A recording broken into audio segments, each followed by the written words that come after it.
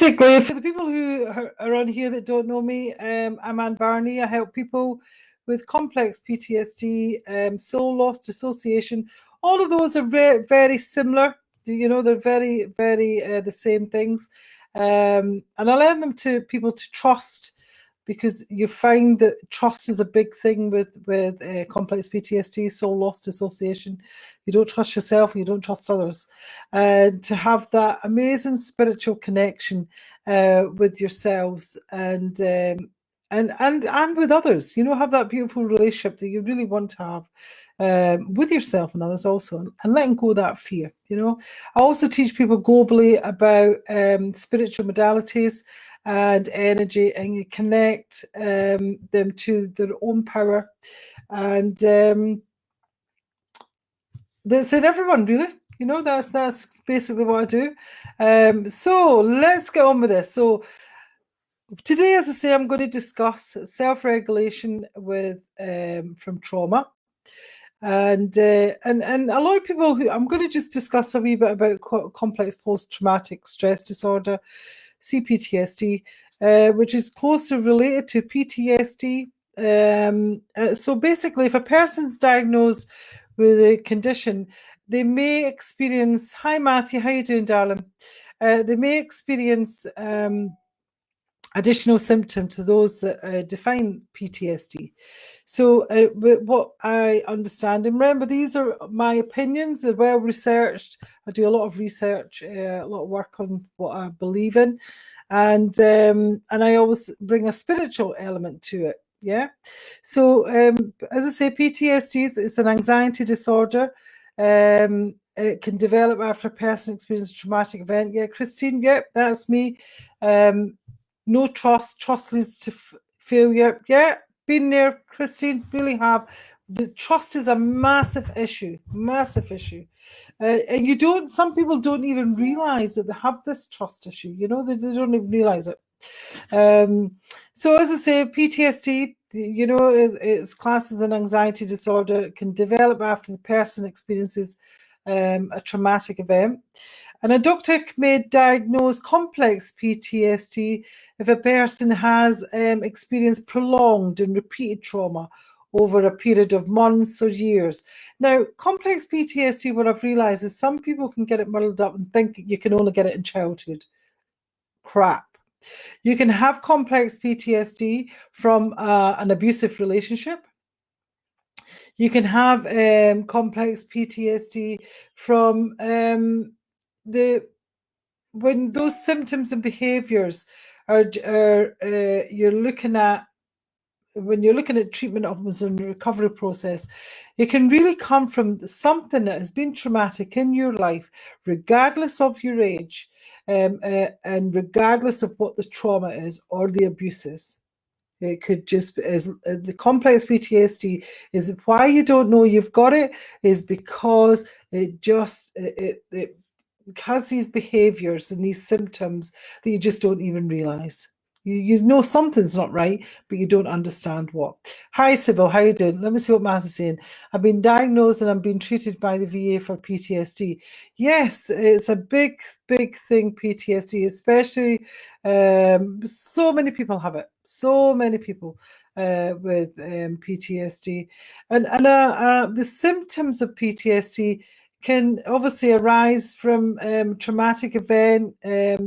It can be a car accident, an earthquake. Now, myself, I was in one of the biggest earthquakes on Earth in Nepal in when I was in 2015, when thousands of people died. You know, I was on the edge of a cliff, 13,000 feet up, when that earthquake, 7.8 on the Richter scale. And we had helicopters flying in, you know, to get us because we couldn't get out of the place. Eventually that was. So that in itself was, and I've had a lot of traumatic events. However, my life completely changed after that, because I had complex PTSD, but didn't realize I had that because of the negative talk that I used to give myself, the trust issues, the relationship issues, you know, all those symptoms that come, that I'll discuss a wee bit further on with complex PTSD. We have massive trust issues and massive relationship issues. Not everybody, but majority. Yeah. And usually, sometimes a person who's is diagnosed with complex PTSD, the trauma is long-term physical, emotional, or sexual abuse also. Yeah. So the following, yeah, have those, Sybil. Yeah, there's so many people, so many people. And here's some examples of complex PTSD when you experience sort of childhood neglect. And now, I'm the kind of person, yes, as I was growing up, yes, I blamed my parents, I blamed this and I blamed that.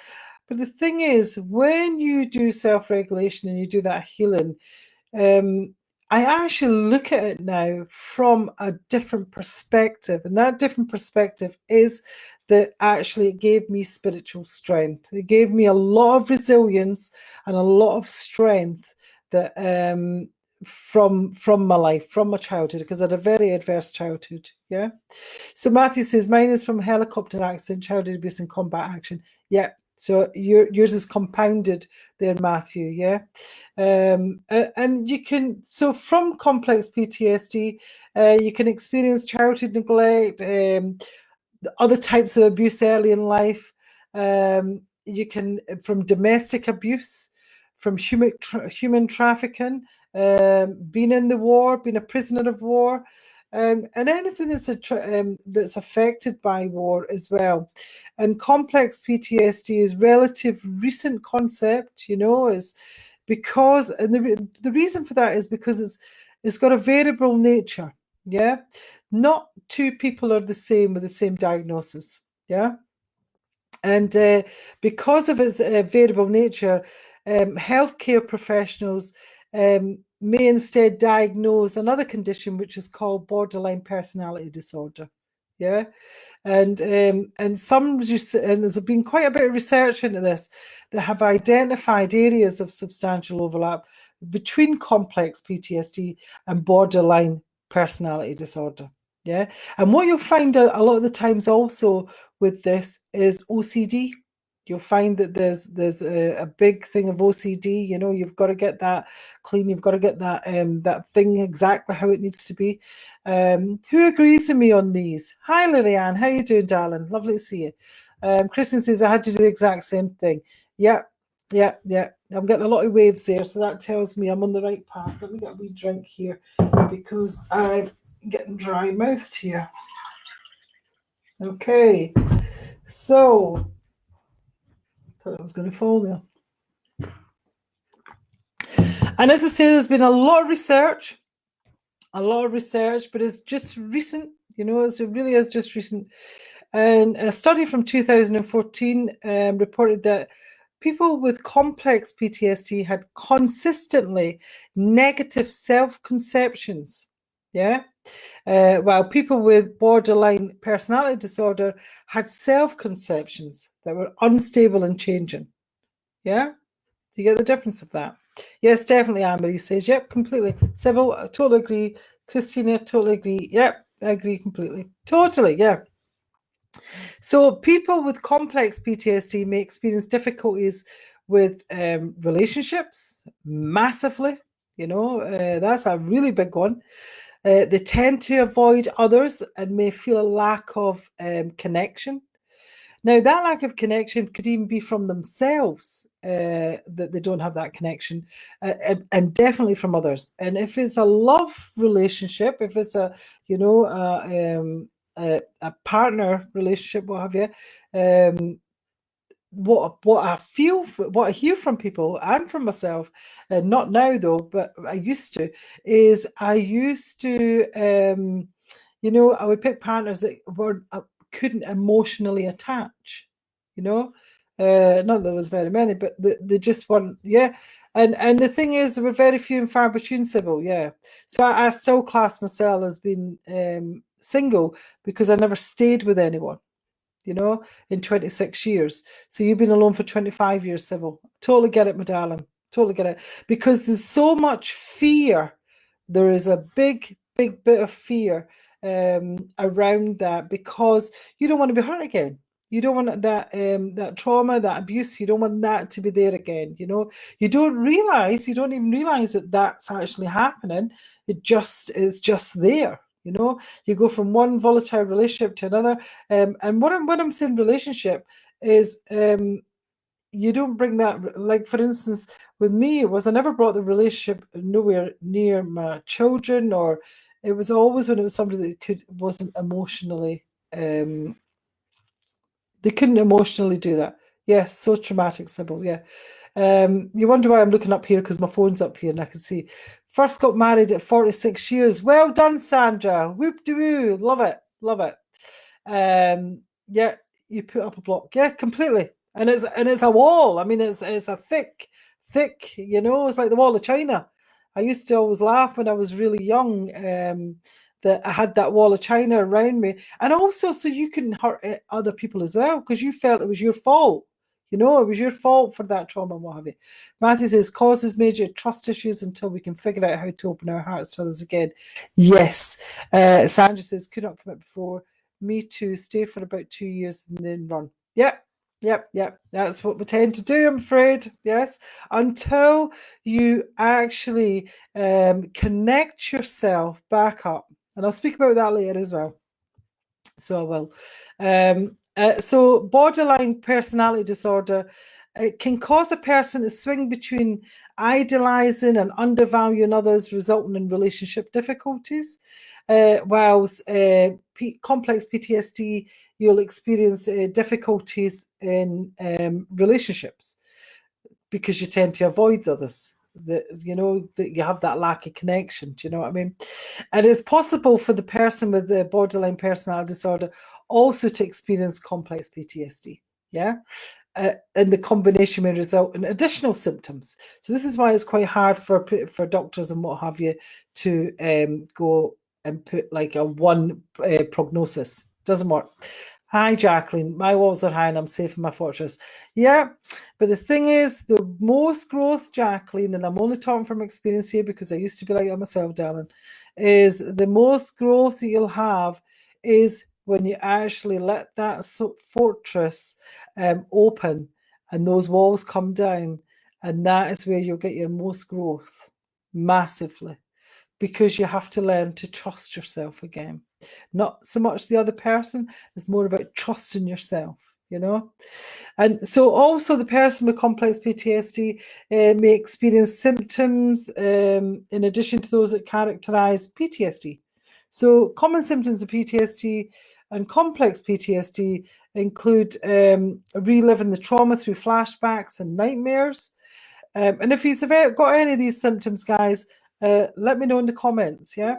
Avoiding situations that remind them of the trauma, avoiding the people that remind them of the trauma, dizziness or nauseous when remembering the trauma, a major anxiety, you know, the heart racing, the sweating, hyperarousal, which means you're in continual high alert. The belief that the world is a dangerous place, you know, a loss of trust in the self or others, massive difficulty in sleeping or concentrating, mind very foggy, yeah, being startled by loud noises. I don't know how many times I call him the creeping Jesus, so I do, because I keep getting a fright, and because I'm that used to staying with my sons as well, but staying with myself, that because I'm not long in staying with Dave, after 5 years of a relationship, which is a long time for me, and I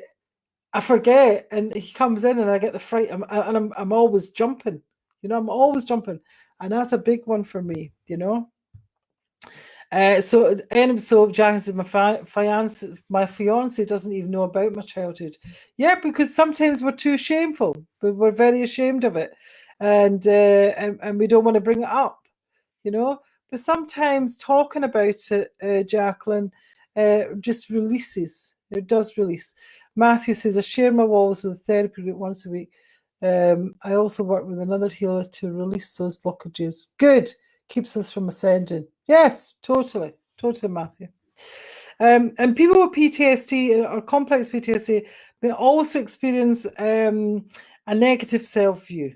You know, complex PTSD can cause a person to view themselves negatively and feel helpless and guilty or ashamed even. They often consider them to be different from other people. I know I certainly did from other people. I mean, I was really... I used to actually think I was an alien at sometimes because and wouldn't show the real me. You know, I would put this persona out there, and I did that good at it that I didn't like the persona. You know, so you disconnect yourself even more. You know, it's a catch-22 there. Totally agree. Yeah, Christine, I thought some of this was because I'm old. Nope, nope, nope. Or your changes in beliefs and worldview. You know, people with either condition may hold a negative view of the world and the people in it, and lose faith in those previously held beliefs. Or their emotional regulation, you have difficulties with that. And these conditions can cause people to lose control over their emotions, and they may experience intense anger or sadness or have thoughts of suicide also. Yeah. And relationship issues, you know, massive relationship issues, and may suffer due to difficulties trusting or interacting because of that negative self-view. A person with either condition may develop unhealthy relationships because they're what the person has known in the past, you know, because think about it. If you've had, if you're an abuser or you've had a trauma and it's been a childhood one, say, and it's been from the people that are meant to love and protect you, you know, they're where you get your behaviors, your learned behaviors from, and what have you, how you love yourself, how you look at yourself, and all the rest of it. And if that is fucked up basically from the start, you know, because a lot of people are from that, how hard is it to trust someone when the carekeepers, givers that were meant to actually love and protect you didn't, you know? So makes sense, you know. Some people and some people just forget about their childhood, blocks. I know from experience. There's very little I remember in my childhood, you know, and which is fine. I'm fine with it, you know. What does come up for me isn't good, so I'm fine with that, you know, because I've looked at it, I've delved into it big time. I've traveled the world delving into it. So, and also preoccupation with an abuser. It's not uncommon to fixate on the abuser, the relationship with the abuser, or getting revenge for the abuse. You know, some people can be very fixated as well.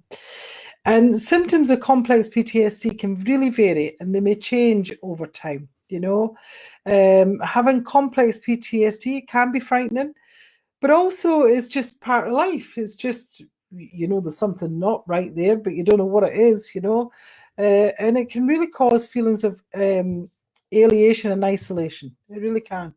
And people living with, and the thing is, people living with complexity is they really want that healthy, balanced, loving relationship, you know. And if they ever get someone that actually comes to them with that healthy, loving relationship, they can't handle it. And they basically, for wanting a better word, fuck it up, you know. Does this resonate with these guys, you know? And complex PTSD can, yep, definitely friendos, yeah, yep, yep. So complex PTSD can cause people to lose trust in others, you know, and it's essential that people try to engage in everyday activity.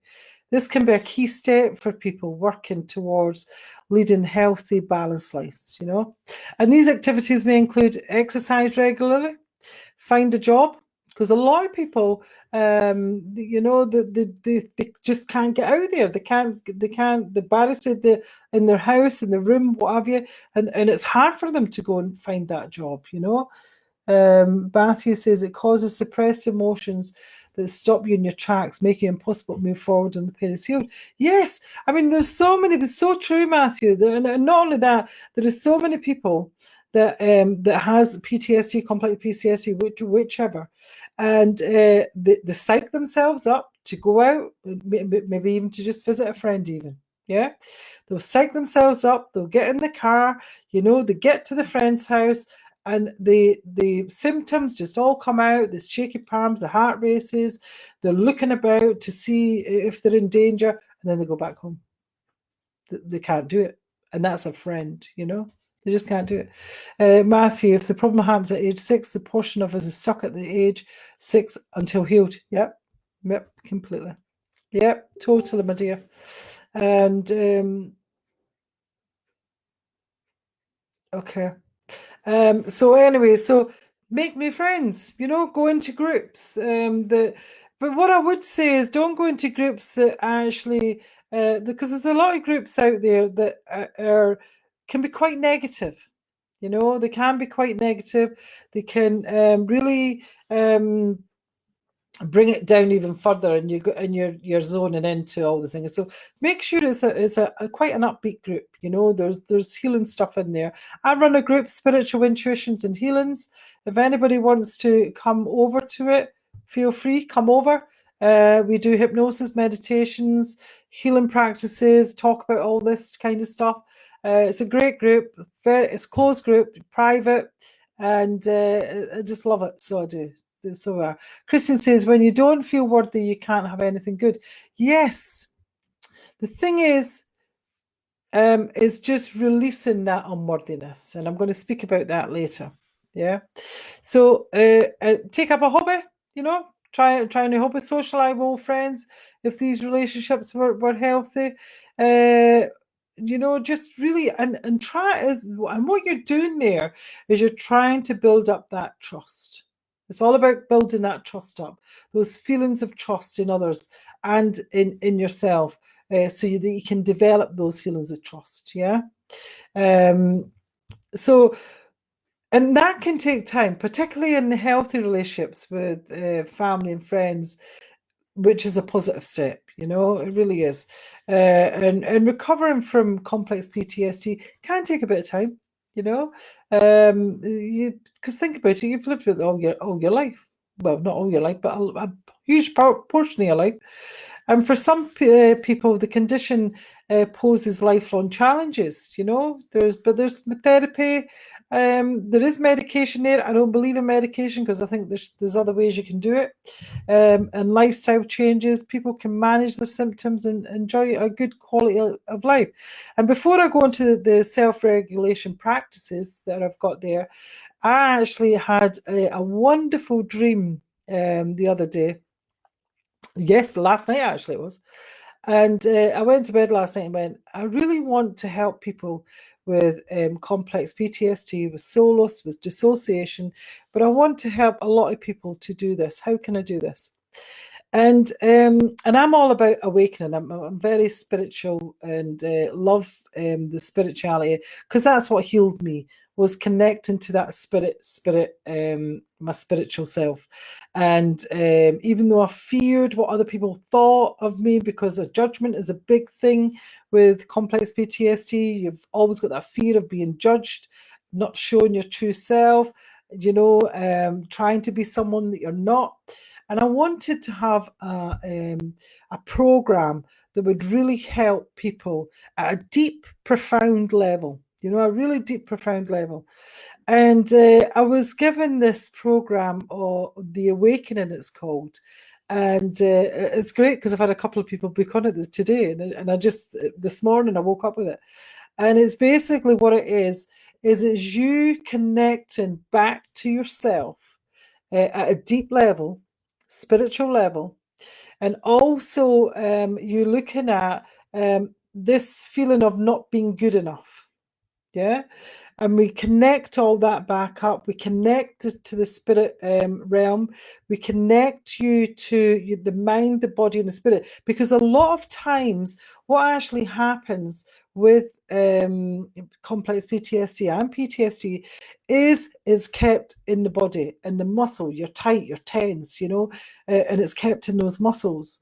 And what I wanted to do was I wanted to have something that would really help the mind, the body, and the spirit. So it would really loosen those muscles, relax. So we'll relax them. So there's a lot of hypnosis going in there. Meditations, a lot of practices that are powerful practices that do get the work done. And when other programs have done them, they've been, I've been in awe at them, what people have actually achieved through them. And also you'll be getting that deep relationship with yourself and with others with ease. Yeah. And what I'll be doing there also is I'll be getting you to work with the ancestors. So there'll be a lot of healing going on there. There'll be a lot of forgiveness. There'll be a lot of, and when you actually ask the ancestors and heal with the ancestors and forgive with the ancestors, honestly, your life just goes a different way. It really does. If anybody would like to know more about this, because I can't say it all here, I'm just giving you a wee synopsis of it. Just say awakening, or send me a PM, because it's actually better, because sometimes I don't get them, because this is, people just share this about, and there's a lot of groups that I don't know where they are and what have you. So it's probably either write down awakening on the comments, or send me a PM, and I'll definitely get for you, and you'll get the costs. I've kept it low so that I can get more people on it, because generally some of my courses can be quite expensive for some people, but they do get results. Yeah. And Matthew says all those techniques help bring up our vibrations out of the mass consciousness. Yes, totally. Absolutely. Yes. And I'm so excited about this. And all it is called the awakening. I mean, you couldn't get any better, because you are being awakened. Yeah. You're being your true self. So anyway, how do you self-regulate, guys? This is a bit that we've all been thinking about. So the few practices, be present within yourself. There's psychological processes. Become sensitive to the feedback that's within your body. So what I'm going to get you to do with that one is I'm going to actually get you. I'm on live again on Friday. Friday. I'm on live again on Friday. And what I want you to do is, and at the same time, 6 p.m. is I want you to actually, from then till now, is when you're doing anything, and whenever you feel, because a lot of the times when we're running on those subconscious programs, we don't even know we're on those programs. We don't know we're on them. And what actually happens is that our body tenses. That's how you know when it's been when it's been activated. Your body will tense up. Yeah, you'll feel the muscles tensing. But most of the time, you're going about and you don't even know those muscles are getting tense, because you're that used to it. So what I want you to do is I want you to be sensitive to the feedback from your body. For instance, if you're in the supermarket's a great place to go, especially right at this moment. And the supermarket for me, it used to bring my stuff right up. I was the body would be tight. The anger would come up, because rules, regulations, and cues, and all the rest of it. And what I was doing, which I found really, really good, was I used to actually look at it from a different perspective. Go, oh, what's happening here? And be quite funny with myself with it. And actually go, all right, what's happening in here? And I would look at my body, and I would see myself being really tense, and my face would be, and all the rest of it. So look at the feedback from your body. Another way is with your partners also. If you have partners, or with your family, or whoever, and there's that dysregulation there. They say one word and you flare up, and you actually say to yourself, why the hell what did I just do there? Many of us do it. What did I just say? Why am I reacting like that? So be aware of this dysregulation, and actually look at, and when you do get those you fire up, the anger comes out, you shout or what have you, track yourself back to see what actually did cause that reaction. Yeah. And be aware of that dysregulation, you know. And so a good way for self-regulation for when to release those constricted muscles is a body scan. Now, I absolutely love a body scan, and what I tend to do with the body scan is, because I always work spiritually as well, is I just to get you to imagine that there's I always say you've got a cord, a silver cord, coming at the top of your head, and that cord is your connection to consciousness, to the universe, to your higher self, to God, whatever it is you call it, whatever it is you call, yeah? And that silver cord is your connection. So I always say to people to imagine that silver cord, that energy coming down. Now, before I do that, what I get people to do, now I just had someone on the phone this morning saying, I've lost my connection. I can't meditate.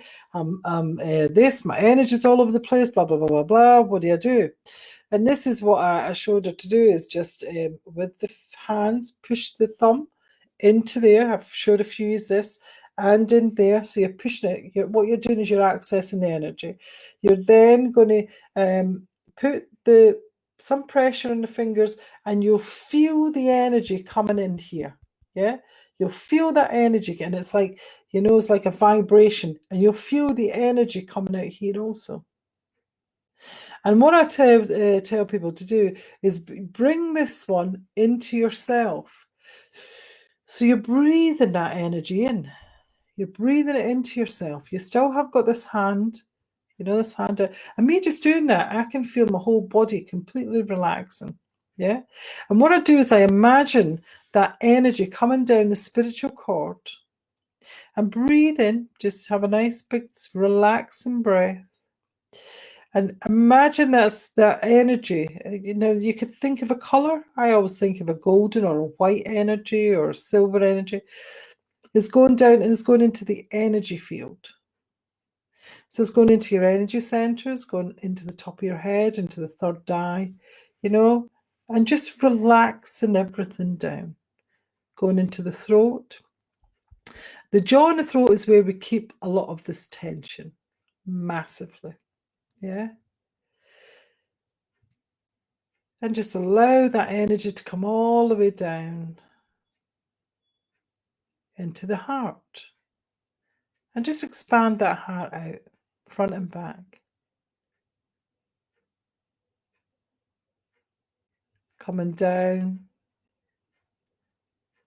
into the stomach, into the solar plexus, into the sacral. Going all the way down into the root. And what I get here is I can just imagine there's a funnel of light, the width of my hips, going all the way down into earth. And it's taken all that negative energy into the earth. And just feel it going down. And just set the intention that you're just releasing what no longer serves you to be transmuted. Right down.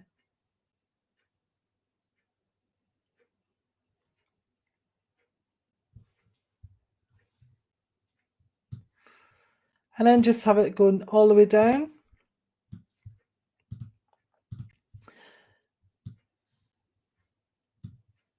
Right into the very core of the earth. And what I do when I come back up, because I do it quite quick that way, but when I come back up, I make sure the energy is fluid. And then with that energy fluid, I come up each leg. So I'll come through the feet and then through the legs. And just take your time going through all those muscles, your bones, into your bloodstream. Just all the way up through the legs, over the knees, into the thighs, coming all the way up the body. And you're going into all of your organs here, all the way up. And you just feel that energy filling you up, releasing. and impounding that health, that relaxation, that calmness, that joy, that groundedness, that trust as you come all the way up. Right up to the top of the head. And just make sure that you're covering the whole of your energy, coming all the way up. All the way up. And remember to breathe. Because the breath is a very good technique to relax, especially when the body is anxious or in trauma. And then just imagine that energy is going all the way up that spiritual cord.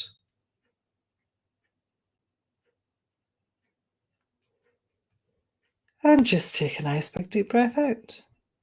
Now that's the body scan. How does that feel, guys? How did you feel with that?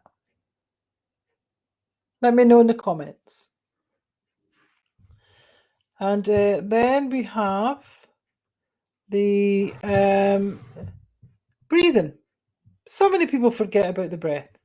Being a breathwork practitioner, I have seen so many transformations with people just using the breath. Absolute massive transformations. So what I would suggest here is put your hand on your tummy and just take a nice big deep breath in. But you're taking that breath in that you feel the tummy, the diaphragm expanding. Yes, it is very powerful, Adele. Massively. Yep, I would totally agree with you. Yeah? And breathe out. So what you're doing is you're breathing in all the calmness. And you're breathing out all that tension. Now, what I tend to do with the breathing is I'll do 3 breaths in and out, hold it. Breath is everything, Matthew. Totally. I would agree with you there. And right in to the diaphragm, then breathe it out. But what I do here also with the diaphragm, I just take it one step further, is with the breath, I actually just in my mind's eye go to wherever my body feels tight. So a lot of people feel it in their shoulders, yeah? So let's just take that for an instance.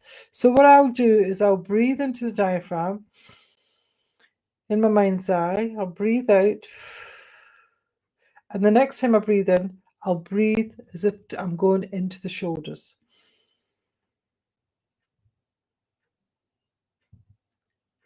And then you'll just release what's in the shoulders. Or wherever it is, wherever that denseness, that heaviness is within the body. Because the reason I'm saying that you go to the place where it's heavy, and remember, go to the other one as well. You know, the mind's eye, take the breath into the shoulder.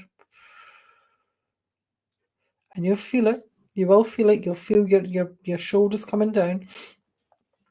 Is what I find with that is if you're taking the breath into where the tensus is you're bringing that out.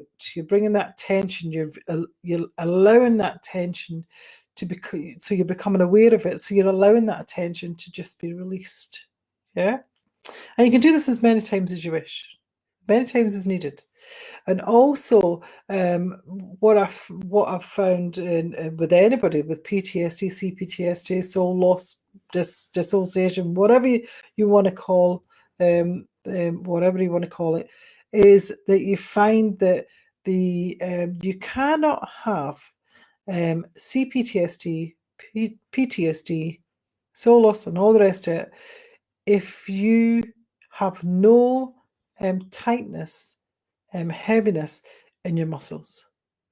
So it's always best to do body exercises to release all that tension, because you'll have tension in your body that you don't even realize you've got because you've had it for so long.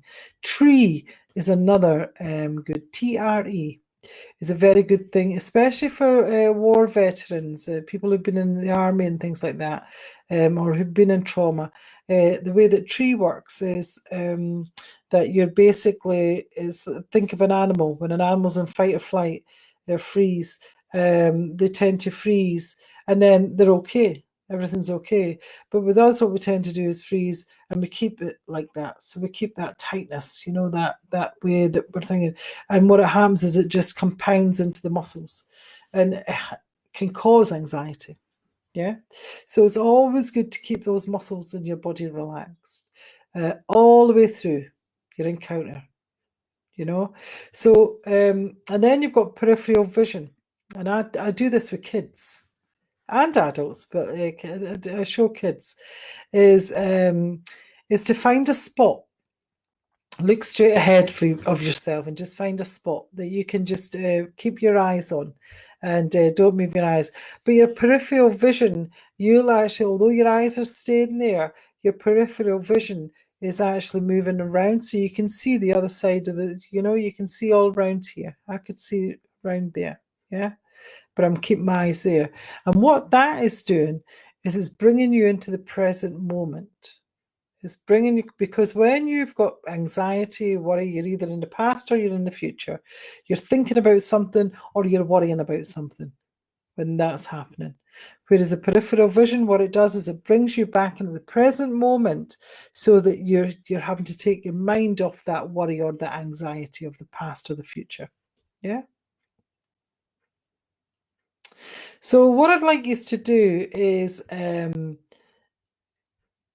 notice the frequency in which you encounter those perceived threats in a supermarket, with the family, with friends, just walking out in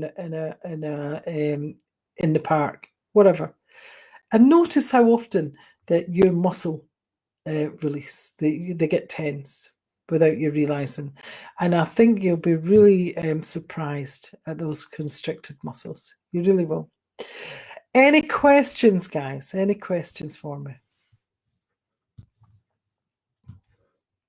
I just love this, talking about this. I really do.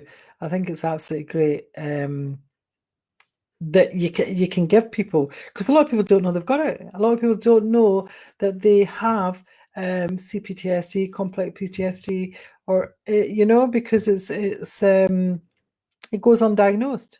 But we tend to, if we do go to the doctors, because of their anxiety, we tend to be given pills and all the rest of it, which is some people need those pills, to get them through things. I, however, think there's other techniques, so you don't need pills, that you could do it holistically. Yeah, and I've seen that many times with the clients I work with. So I have. So, guys, any questions? And does this make sense to you, what I've just been talking about? Because please comment in the comment section, because it's about how this subject will help you with your own problems and what you did, because it's always great to get feedback. So it is.